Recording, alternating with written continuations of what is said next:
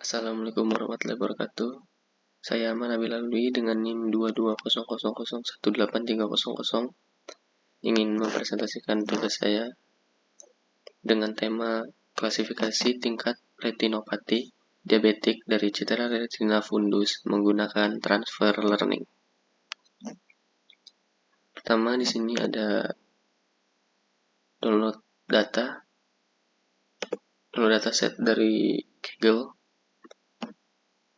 Selanjutnya ada argumentasi data dan preprocessing. Di sini saya menggunakan image size 224,224 dan batch size 32. Selanjutnya untuk hasilnya jadi ditemukan 2931 image dari 5 kelas dan 731 image dari 5 kelas.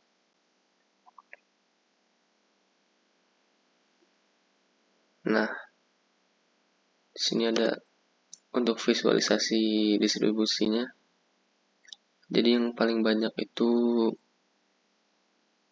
dia ada di kelas NoDR dengan jumlah 1500-an, dan yang paling rendah itu di kelas Sevre dengan 150-an image.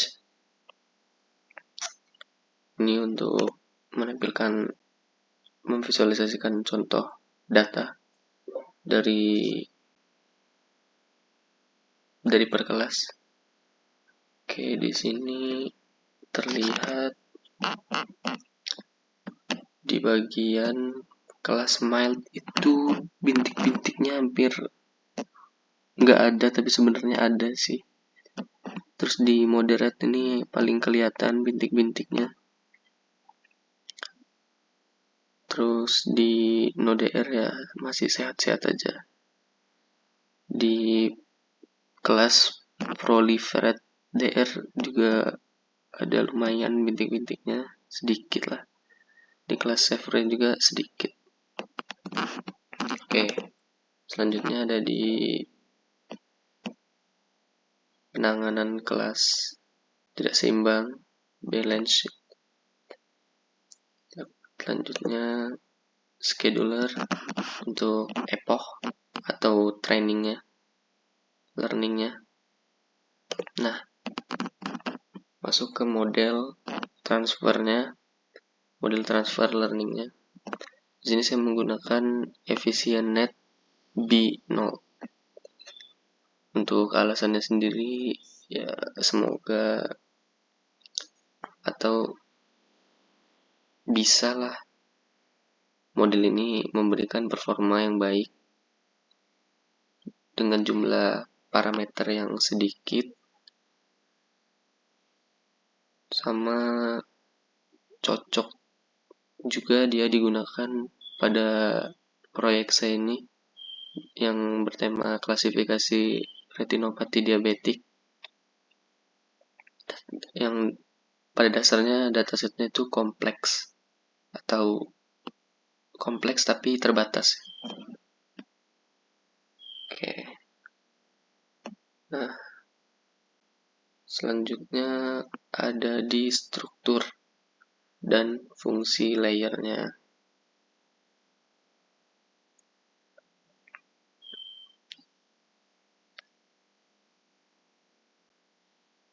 Sebelumnya di sini juga saya menggunakan model compile-nya terdiri dari Adam, optimizer saya menggunakan Adam, dan loss-nya saya menggunakan categorical cross entropy, dan ada matrix akurasinya. Nah, selanjutnya ada struktur layer. Jadi di sini EfficientNet B0-nya menjadi sebagai model yang memiliki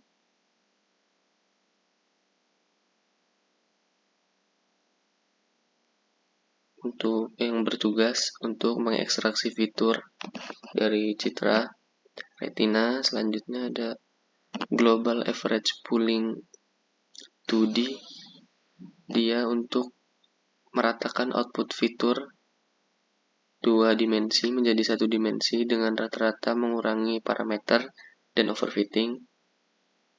Lalu ada layer dense, seperti ini contohnya. Di sini terdiri dari 5 layer. Untuk 5 kelas maksud saya. Yang ini untuk 5 kelas sebagai tingkat keparahan retinopati diabetik dengan aktivasi softmax di sini. Nah, jadi total keseluruhan parameternya itu dia ada di 4.055.969. Nah, jadi yang bisa diupdate saat proses train itu ada 4.013.953 parameter, dan yang tidak bisa diupdate saat train itu dia ada 42.016. Oke. Nah, di sini saya menggunakan sedikit tambahan pada saat training model itu. Saya menggunakan early stop. Jadi dia kalau udah 5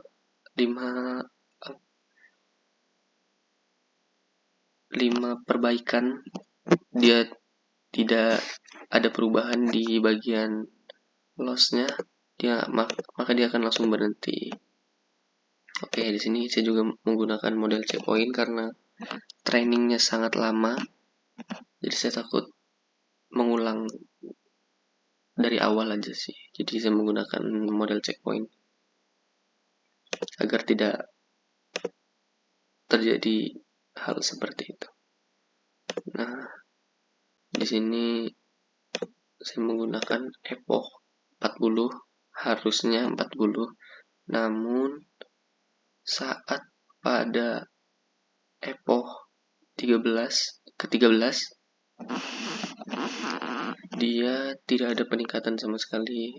Nah, karena saya sudah menggunakan early stopping, jadi dia langsung berhenti karena sudah tidak ada peningkatan lagi.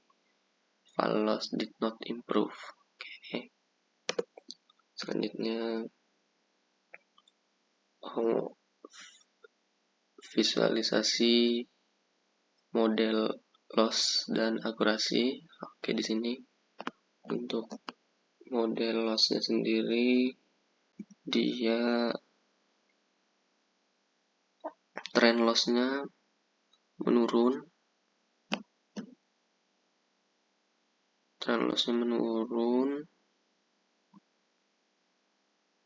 Lalu di bagian validationnya dia juga menurun awalnya, tapi selanjutnya dia naik tajam.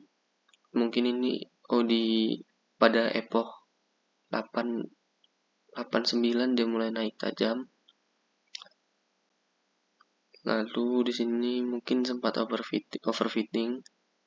Jadi dia tidak lagi generalisasi dengan baik, naik lagi dengan baik. Nah, selanjutnya di model akurasinya dia trennya cukup stabil, dan di bagian validationnya sempat naik lalu turun sangat tajam, sempat naik sedikit lagi dia,